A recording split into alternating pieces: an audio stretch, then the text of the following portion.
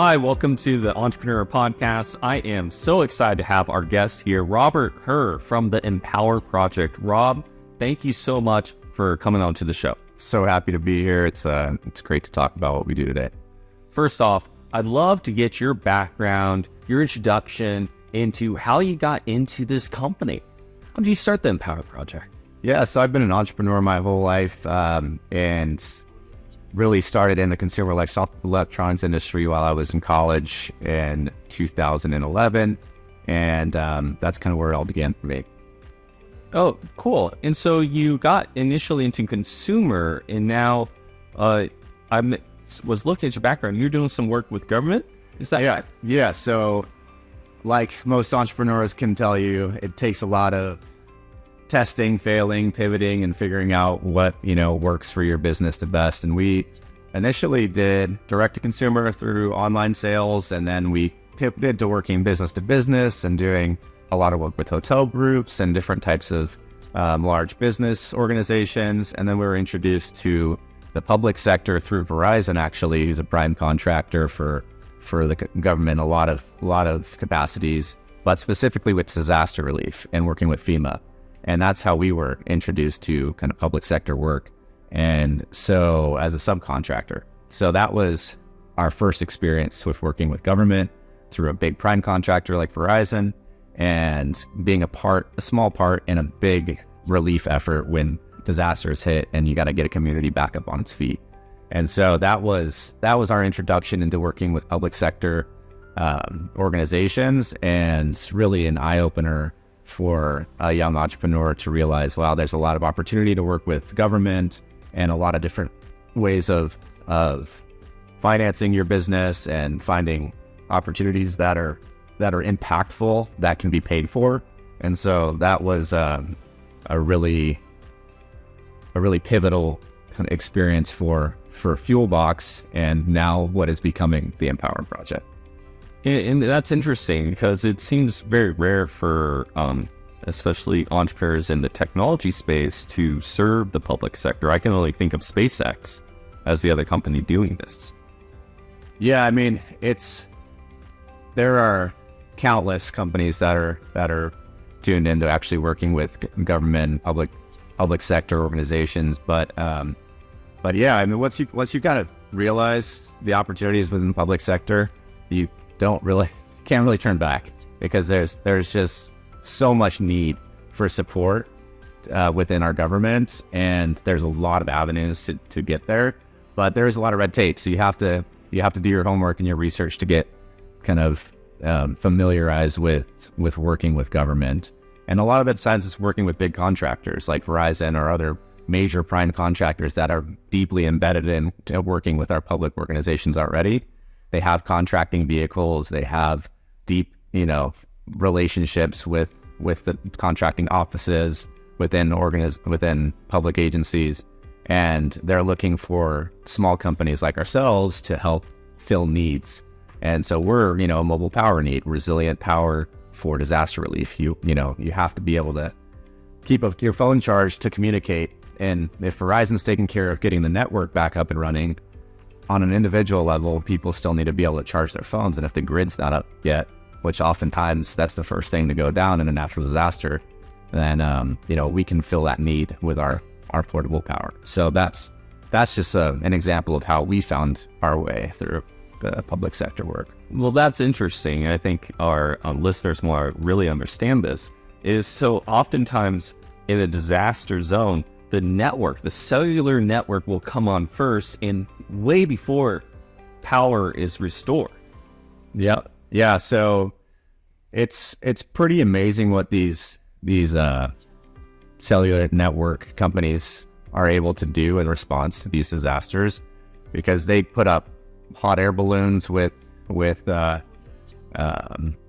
their technology to be able to transmit, the network access. They put up they have incredible vehicles that'll go in, across water, and, boats, trains, planes, everything to get the network back up and running. But our electrical grids are still, catching up in terms of technology. So, backup mobile power, solar power, these things are becoming more and more necessary to, get back up and running quicker. And that's where we fit in. Interesting. And so what were people doing before in terms of powering their devices that are now able to connect up to the network? There's not much, use for the network to be live. No one can use it. Yeah, it's still, even in like the most developed communities, we are still not very fully prepared for disasters. And so even right now, today, they're in areas that are prone to disasters. We're heavily reliant on electrical grids to be working. And, these big companies are doing everything they can to restore power as quickly as possible. But there's still going to be a gap. Even in the most developed areas, there's still going to be a gap of days, weeks to months of response, of getting things back up and running. So those are the most critical times of like search and rescue, potential life-threatening scenarios where, power can be the difference between life and death. So relief teams getting in there, responding within 24 to 72 hours, if they're equipped with these types of tools, it just makes things a lot easier. And so, the more prepared you can be, the better. And having households with charged battery packs at all times is a really good practice to when grids go down. And so that's an area that we try to educate in.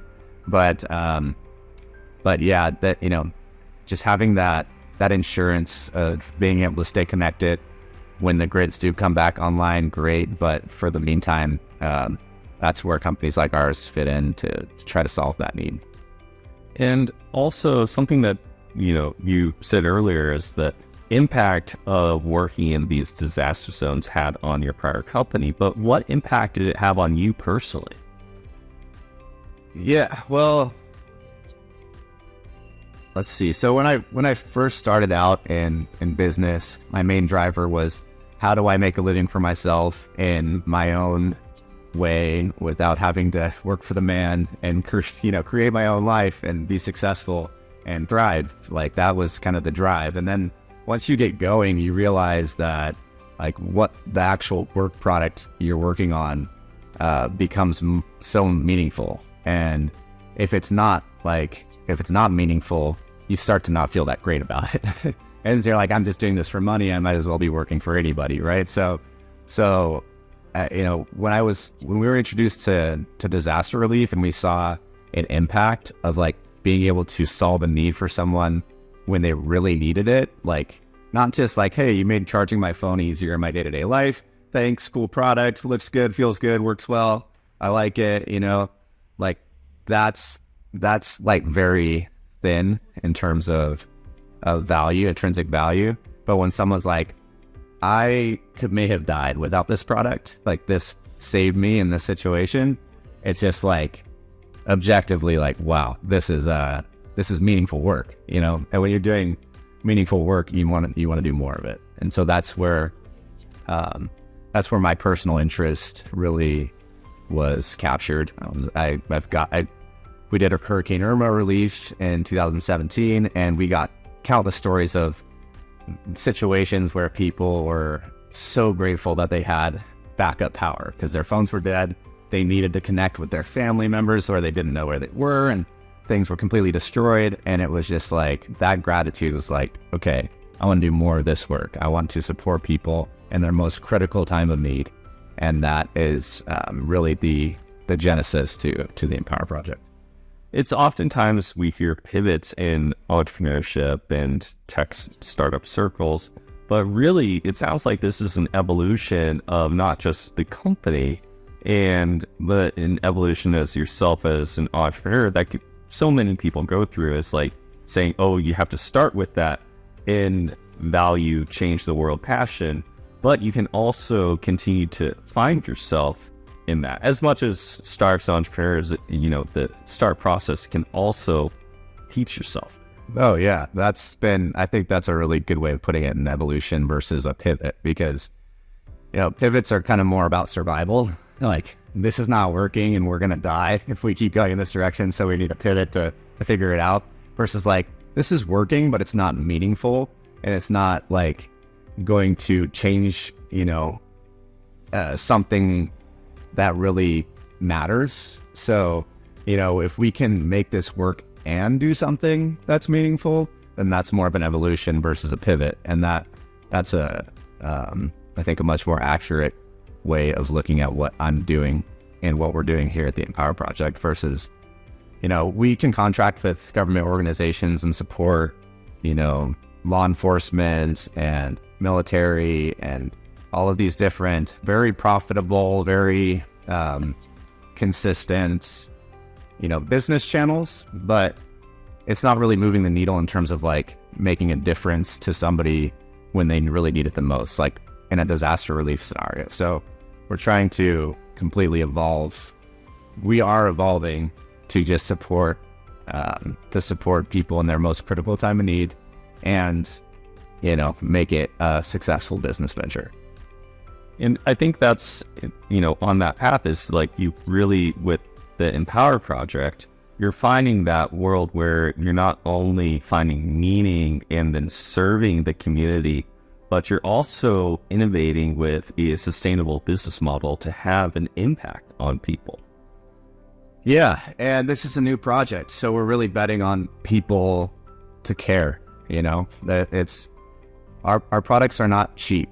They're not like the low price $20, $30 product on Amazon. It's a premium price because we're not compromising on quality of products. We're not compromising on sustainability, and we're not compromising on purpose. And so, we can sell a cheaper product if we made it with traditional plastics and traditional materials, on recycled battery materials. And if we didn't donate products to disaster relief, our products could be half the price. But it's important to us to do what we're doing, and we're betting on our community, our global community, on supporting this and actually caring. So, So I know that many of our listeners are already familiar with the Empower Project brand, but for our listeners who aren't yet, maybe you can introduce exactly, how the Empower Pack works and how this business model that you come up with helps others. Yeah, so I'm a design fanatic myself, and really why I'm in product development is because I have such specific attention to detail. I don't know, maybe it's a problem, but it's a blessing and a curse because I can really obsess over very specific details over particular types of products, but that helps in terms of R&D and product development. So with our new product line, I wanted it to be the best performing, looking, feeling product on the market without compromising what it's made out of. And that is not necessarily an easy task. So in terms of, I don't know, where should I start? We all have a relationship with charging our phones every single day in some form. Some of us still plug it in to the port, and some of us have kind of evolved into just setting it onto a surface, on a Qi wireless charging surface. And some of us are in mobile, MagSafe, wireless Qi charging packs. That's kind of like the forefront of where we're at in terms of charging mobile power that magnetically connects to your phone and charges wirelessly. So that is kind of inevitable. Like, we all have relationships with our phone chargers. So I'm looking at very specific habits that we all have, whether you forget to charge your phone at night, or what it's like to plug your phone in or set your phone on a charger on your bedside table or at your desk at work or, on your countertop. And so, there's very specific little things, but if you have to set your phone on your charging dock or plug it in, you want to be able to do it with one hand easily in the dark without having to fumble around and find it, without having to, use two hands. And those little details are very overlooked by most, but when you can just set your phone on a charging dock in the dark and have it magnetically align one-handed and release one-handed without the charger coming up with it, things like that. Those are the details that we've incorporated into our new product design. And with the battery pack, which is really the core of the Empower product line, you know, we're all pretty used to external battery packs, power banks, whatever you like to call them. But, you know, they're either bulky, you don't put them in your pocket, you're using cables to plug them into your phone, or you're using cables to recharge the battery pack and your phone, and there's just like still this kind of mess of relationship that you have with your portable power bank. And then where do you put it? You have your backpack, you got it in a drawer, you put it somewhere on the desktop. There's not really a home for where your power bank lives when it's not in use. So what we did is we designed our dock to wirelessly charge the Empower pack and your phone. So you can set as far as I know, we're the only battery pack that you can set on the Qi charging dock and it'll charge. So we have a wireless input and output on our battery pack, which is very unique. And you can have your phone connected to it and it'll pass through and charge your phone and then charge the Empower pack. Or you can just have the Empower pack on the dock or just your phone on the dock. So that kind of wireless input and output is what's kind of the most unique factor about our Empower pack. But, you know, when it comes down to soft touch, to magnetic alignment, to the magnetic strength, to just kind of the look and feel, we've put a lot of thought and a lot of hours into every design detail. So Rob, why don't you tell us about the Empower Project's offering in the power space and really what makes you so special when there's all these power packs that different brands out there already? The thing that we're doing at the Empower Project is a one-to-one model. So for every battery pack that we sell, we send one, donate one to disaster relief.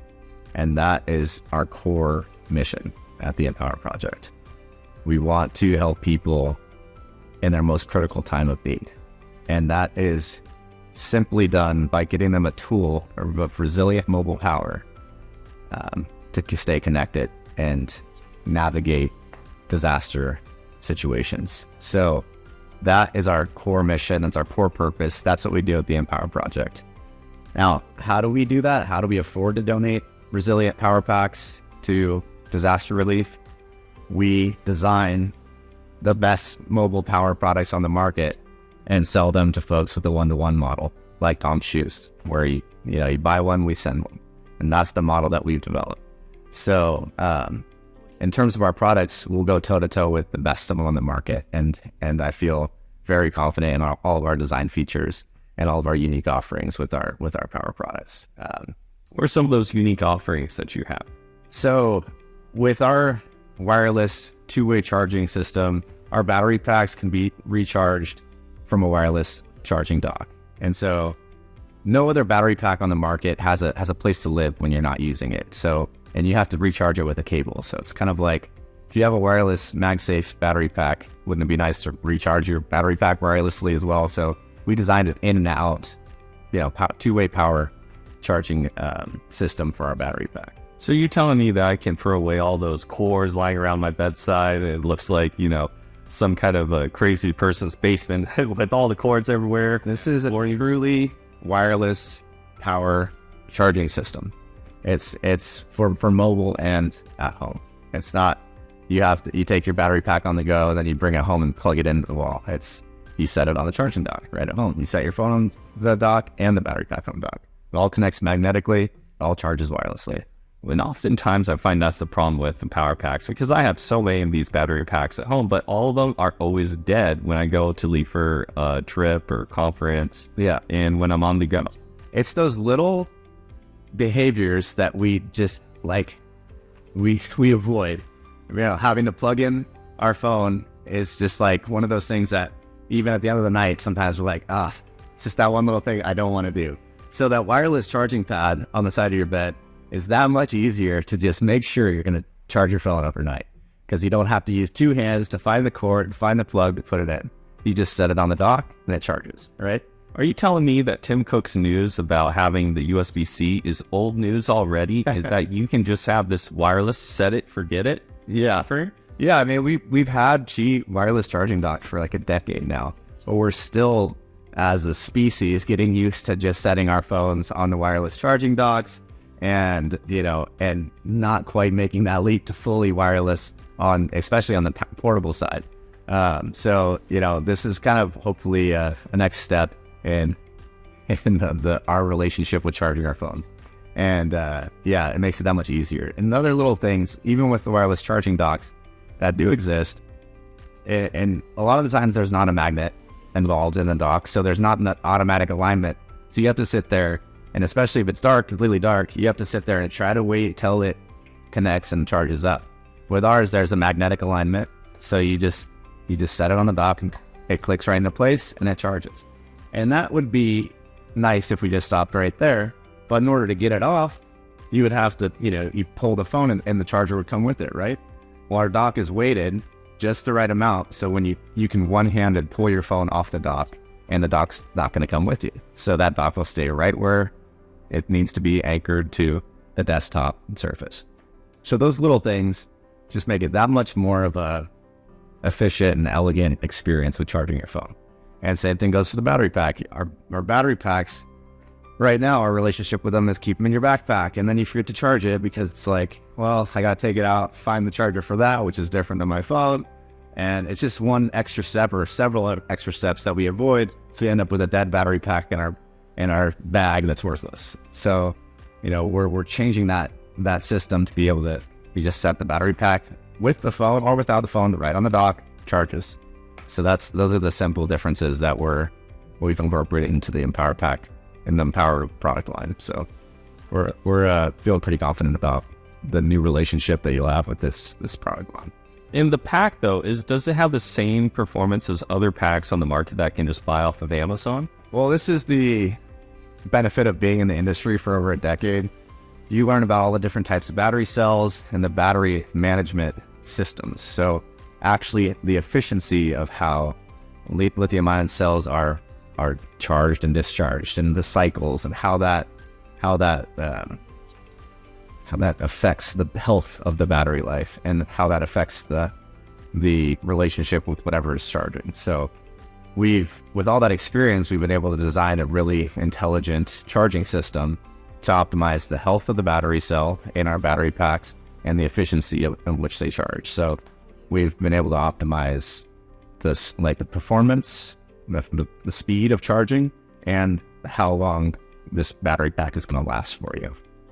And that's superior to a lot of different battery packs on the market, especially the very cheap ones.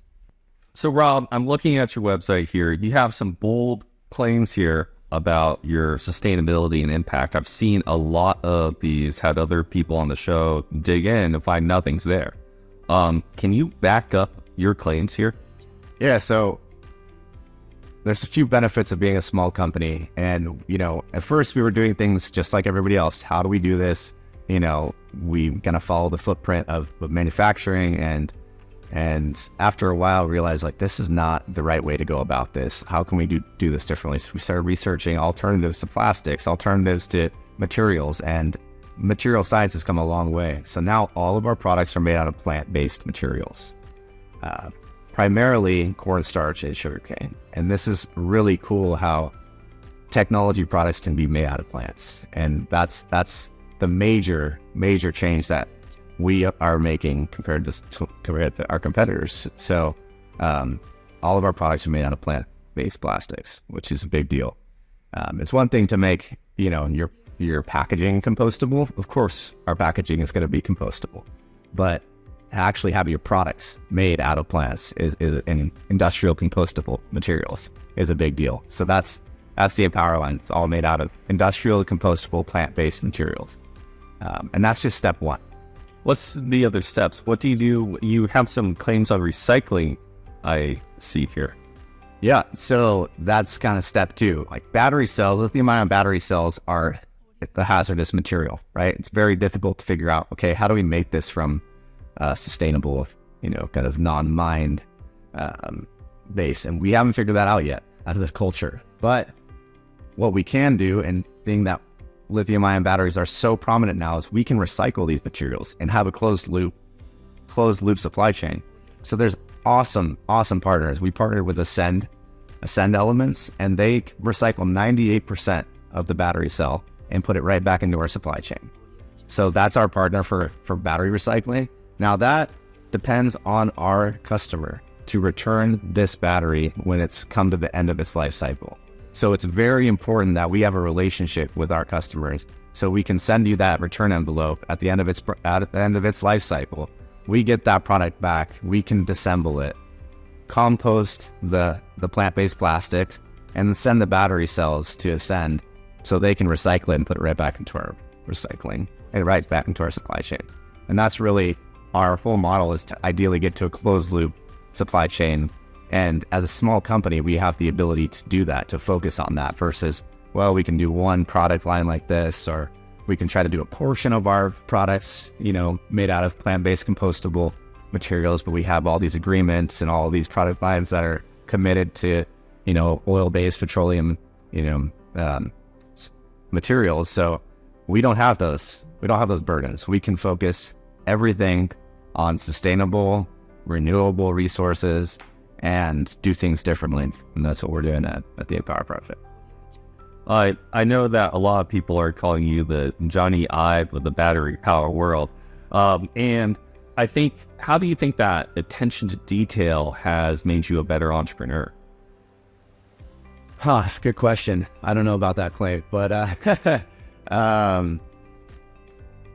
think that Dieter Ram said it well, like keeping things simple is always the best design. Like, that's a total butchered line of his quote, but it's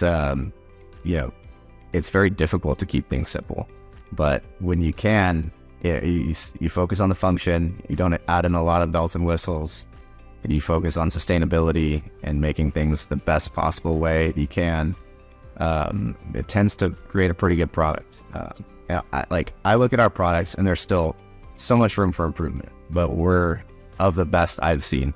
So I'm proud of that, but we have, we'll never stop working on perfecting every aspect of the design, from user experience to supply chain efficiency to, overall function and need. I mean, we go to like a philosophical level of like, what are we doing here in this existence? Like, are we, and so it kind of top down, we're here to help people when in their most critical time of need. How?